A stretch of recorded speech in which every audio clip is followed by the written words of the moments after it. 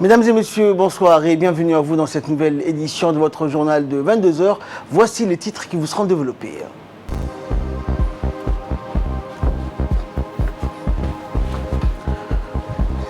Prolongation du confinement, une semaine supplémentaire décidée donc par le gouvernement jusqu'au 17 mai prochain. Et deuil national de 3 jours au Brésil où le virus se répand à une très grande vitesse.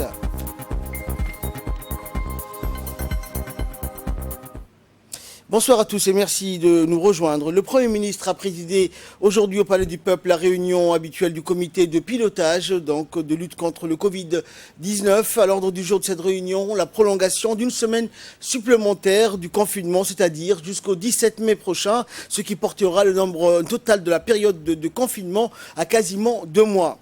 Autre point abordé lors de cette importante réunion, le renforcement et le contrôle strict des mesures barrières, le port du masque et son augmentation dans les stocks qui existent par la commande de nouveaux masques sur le marché international mais aussi local. Le gouvernement a été ainsi clair, les commerces et les mosquées doivent rester fermés et les véhicules de transport en commun doivent aussi rester immobilisés en attendant que la date du déconfinement soit officiellement communiquée par les autorités concernées.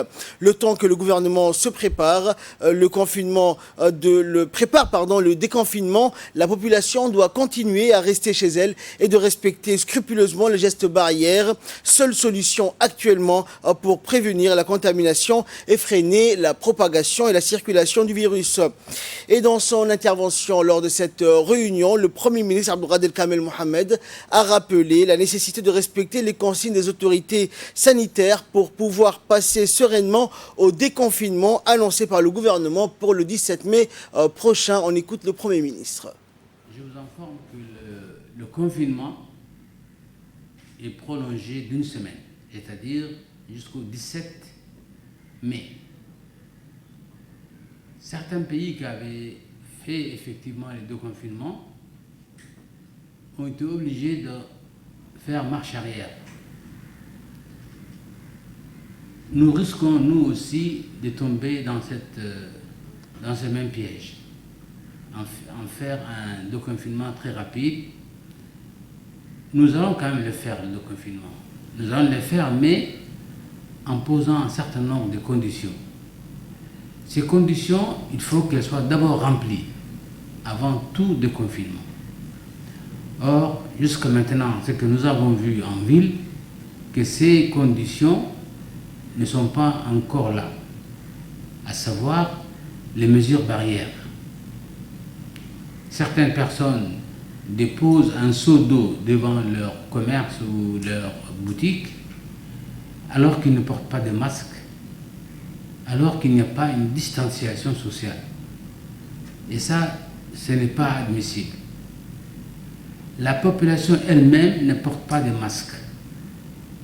Or, on nous a dit que les masques sont chers. Ce n'est pas vrai parce que les masques qu'on peut réutiliser à plusieurs reprises coûtent entre 200 à 300 francs Djibouti.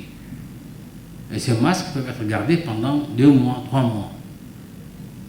Il est hors de question que la population se promène sans masque dans la ville.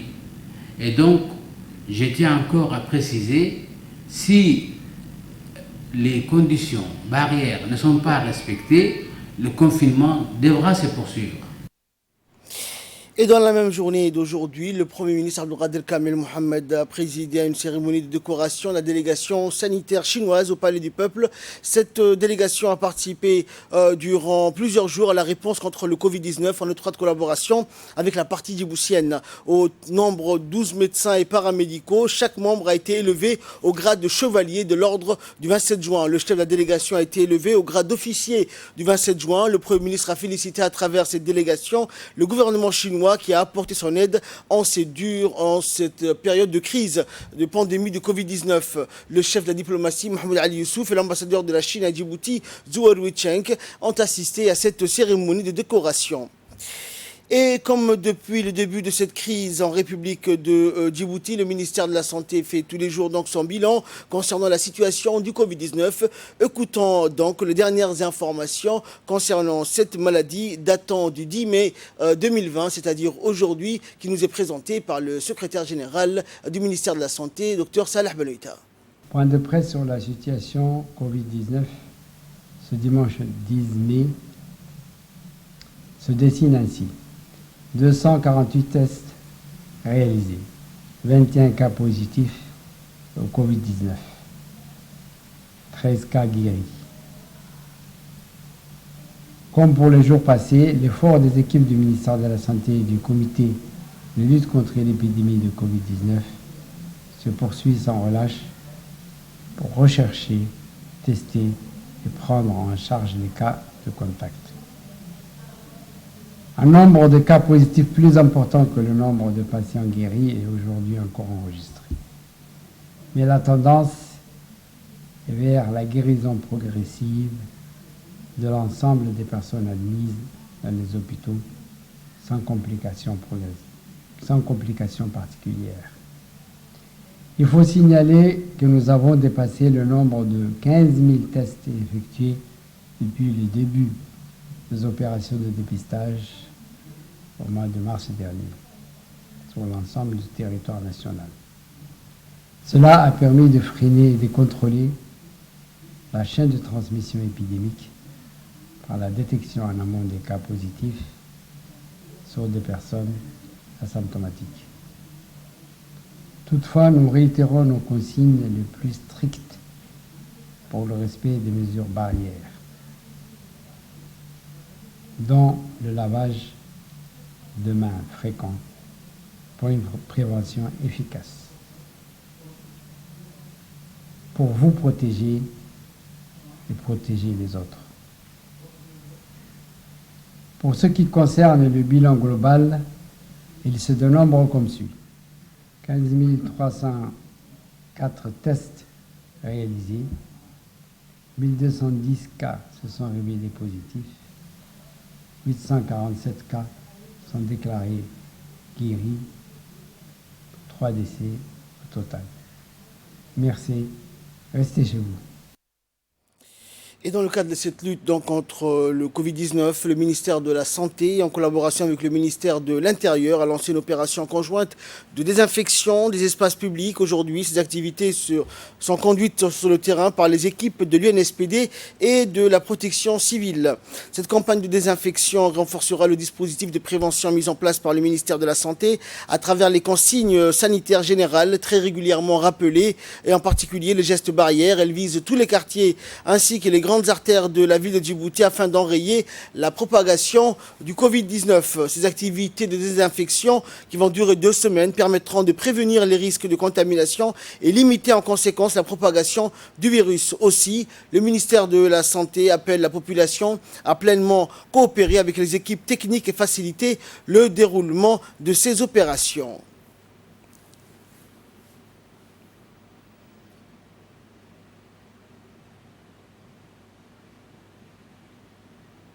Dans un premier temps, de mettre la propriété dans l'ensemble de la ville de Djibouti pour pouvoir mettre les commerces et tout ce qui est ruelle et voie. Donc nous allons commencer aujourd'hui par ici, c'est une bonne chose. Nous demandons par la même occasion la participation et la bonne collaboration de nos concitoyens, que ce soit les commerçants et nos citoyens djiboutiens, pour qu'ils puissent nous faciliter et pour qu'on puisse travailler dans des conditions décentes. Et dans son intervention, le directeur général de l'INSPD a souligné que cette opération d'envergure va concerner tous les espaces publics pour éviter toute propagation du virus du Covid-19. On l'écoute. Ici, au place Mohamed Harbi, pour réaliser une activité commune entre l'Institut national de santé publique et la direction de la protection civile.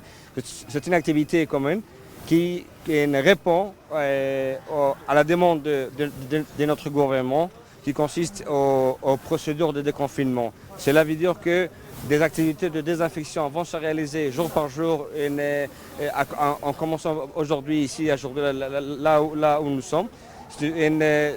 Ces activités de désinfection et de décontamination va contribuer à la population à la diminution du risque de la contamination de l'infection Covid. C'est une activité vraiment très essentielle dans les procédures qui nécessite aussi que la population aussi respecte toutes les barrières, tous les gestes barrières et la distanciation sociale qui a été mise en place par le gouvernement. Et toujours dans l'optique de lutter contre cette pandémie du Covid-19, le FNUAP, le Fonds des Nations Unies pour la Population, en étroite collaboration avec le gouvernement djiboutien, a remis ce matin à l'UNFD quelques 2000 kits de produits de première nécessité pour 1000 ménages, plus précisément pour les femmes et les jeunes filles confinées, exacerbées par la crise. Mu par la volonté de toujours joindre sa force à celle du gouvernement, le FNUAP est conscient que les femmes et les jeunes filles font face à divers risques qui doivent être prises en compte d'urgence, surtout lors de la pandémie qui laisse les femmes sans défense. C'est dans cette optique que le FNUAP a fait preuve du sens du devoir et de la responsabilité pour secourir les plus vulnérables. Différencier les hommes et les femmes, bien faire un don de kits pour 1000 ménages, donc 1000 ménages pour les filles qui habitent dans ces 1000 ménages, celles qui sont le plus vulnérables. Donc afin de les aider à assurer le besoin basique pendant ces périodes où il y a les déplacements sont limités et les possibilités économiques aussi sont limitées. Donc c'est comment pouvoir un peu les aider à pouvoir se prendre en charge. Et de son côté, donc, la vice-présidente de l'UNFD, Hasna Mohamed Bilil, a remercié le FNUAP pour ce geste fort louable. Nous avons le plaisir de vous accueillir au sein de l'UNFD à cette cérémonie de remise de kits de dignité à l'endroit des femmes et des jeunes filles vulnérables. Ces kits de dignité sont destinés à satisfaire les besoins immédiats et indispensables de 2000 femmes en matière d'hygiène. Notre objectif étant soutenir les plus démunis, notamment les femmes vulnérables, celles des victimes de violences basées sur le genre, dans la dignité. À cet effet, nous remercions en premier lieu le FNUAP qui ne ménage aucun effort pour nous aider à assurer le bien-être des femmes nécessiteuses. Ces kits seront distribués aux différents bénéficiaires dans les jours à venir et nous remercions infiniment notre partenaire, le FNUAP, et en particulier et le système des Nations Unies en général. Merci. La société Djibouti Port Corridor Route, sous la direction générale de Abdi Ibrahim Farah, a fait don également d'un lot important d'équipements et de produits sanitaires au centre médico-hospitalier de Dikil, constitué de masques, de gants, de combinaisons de protection et de divers produits désinfectants, dont le javel et du savon liquide. Ce don a été remis à la préfecture de Dikil et est destiné au poste de contrôle sanitaire de Galafi, dans la sous-préfecture de Yoboki, où les opérations de contrôle, de pulvérisation et de désinfection se déroulent d'arrache-pied nuit et jour. Ont assisté à la réception de ce don le préfet Aden Darar Moussa, le docteur Hamad Ali, médecin-chef de la région sanitaire, et Adousan Alassé, sous-préfet de Yoboki. National traverse la région de Dikil.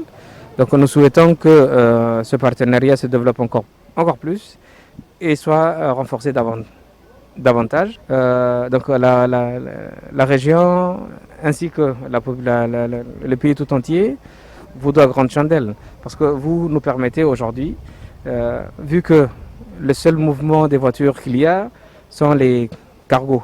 Nous sommes venus aujourd'hui pour remettre des kits, des fournitures et des matériels de protection pour soutenir la région de Dikil, et plus particulièrement la préfecture de Dikil, dans sa lutte contre le Covid-19. Comme vous savez, la région de Dikil est traversée par la route principale et la porte d'entrée parce que par jour, il y a plus de 1000 véhicules qui traversent plutôt Dikil, venant d'Éthiopie. C'est pour cette raison que nous sommes aujourd'hui venus ici pour leur transmettre ce lot d'équipement. En plus de ce lot d'équipement, nous avons installé plus de 40 jeunes qui vont désinfecter et effectuer des tests de température sur ça veut dire désinfecter les camions et effectuer des tests sur le chauffeur ainsi que leurs assistants. Ces gestes, ça contribue à la protection des camionneurs éthiopiens et aussi de notre concitoyen, plus particulièrement la région de Dikil. Nous remercions plus particulièrement le préfet de la région de Dikil de nous avoir soutenus. Et nous espérons que nous aurons d'autres occasions à faire d'autres aussi projets ensemble. Et sous l'égide du secrétariat d'État à la jeunesse et au sport, et toujours dans la continuité de cette lutte contre la pandémie du Covid-19, le mouvement des jeunes leaders de 3 communes de la capitale, en collaboration avec le conseil communautaire du CDC d'Al-Hiba, a lancé une vaste opération de sensibilisation sur les différents gestes barrières à respecter, des mesures de sécurité ainsi que les actions de désinfection des lieux ciblés, surtout les plus fréquentés. Et donc ces opérations qui s'inscrivent dans le cadre de la politique de lutte contre cette pandémie vont se poursuivre dans les différents quartiers de la capitale. Le secrétariat d'État à la jeunesse et au sport et encourage donc les jeunes leaders bénévoles qui ne ménagent aucun effort de poursuivre donc ce genre d'opérations et accompagner la population dans cette période de crise et appelle donc la population à accompagner et faciliter les travaux que ces jeunes mènent sans relâche. Et dans le cadre des activités de lutte contre la pandémie du Covid-19, toujours, le ministère des Affaires musulmanes, de la Culture et des Biens WARF organise chaque vendredi dans la mosquée Zuber, située à Balbala, des iftars collectifs suivis de séances d'invocation à Allah le Très-Haut afin qu'il puisse nous couvrir de sa miséricorde et de sa protection face à cet ennemi invisible qu'est le coronavirus. L'organisation chaque vendredi de ces soirées d'invocation exceptionnelles dans certaines mosquées de la capitale et des régions de l'intérieur constitue pour les autorités religieuses du pays un moment important de s'en remettre à Dieu pour bénéficier de son secours en ces moments difficiles. De nombreux fidèles et des ulama ainsi que plusieurs cadres du ministère des Affaires musulmanes ont pris part à ces prières, rappelant que même si les regroupements dans les mosquées ont été momentanément suspendus, les imams continuent la sensibilisation à travers les haut-parleurs dans leurs mosquées respectives. Ces moments de recueillement et de spiritualité ont nourri l'espoir de vaincre enfin cette pandémie qui a fait des centaines de milliers de morts à travers le monde. Le ministère des Affaires musulmanes, qui est un acteur clé dans la lutte contre cette pandémie, poursuit au quotidien des activités de sensibilisation sur la nécessité de respecter les mesures décrétées par le gouvernement pour empêcher la propagation du virus. Page nécrologie pour clore l'actualité nationale. C'est avec une grande tristesse que nous avons appris le décès de feu Ahmed Ouled Hared, survenu hier soir, retraité du corps de la police nationale. Le défunt laisse derrière lui 2 veuves, 8 enfants et 28 petits-enfants. Nous prions le tout miséricordieux d'avoir pitié de son âme et de l'accueillir en son paradis éternel. Inna lillahi wa inna ilayhi raji'un. Et actualité internationale à présent, c'était dans les titres. Deuil national de 3 jours au Brésil où le virus se répand à une très grande vitesse. Le Brésil a franchi le seuil de 10 000 morts du coronavirus, des cas confirmés de contamination, des chiffres qui toutefois, selon la communauté scientifique, pourraient être 15 voire 20 fois plus élevés en réalité car le Brésil pratique très peu de tests.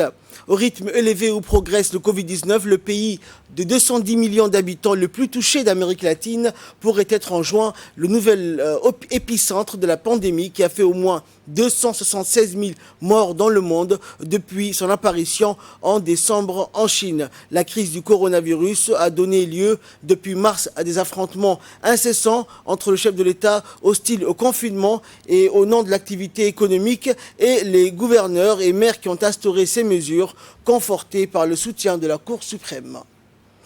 C'est ainsi que prend fin ce journal. Merci de l'avoir suivi. Excellente soirée sur Télé Djibouti.